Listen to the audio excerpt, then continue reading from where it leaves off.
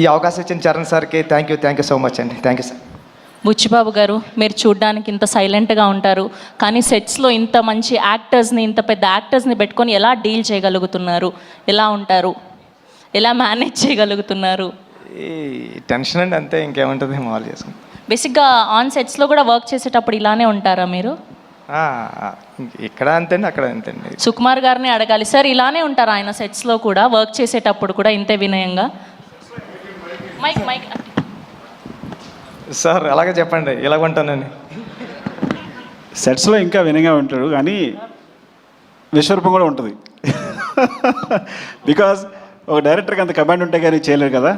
So there are 2 sides. సో డైరెక్టర్గా ఉన్నప్పుడు విశ్వరూపం ఉంటుంది, మళ్ళీ షార్ట్ అయిపోతే ఇలాగే ఉంటాడు.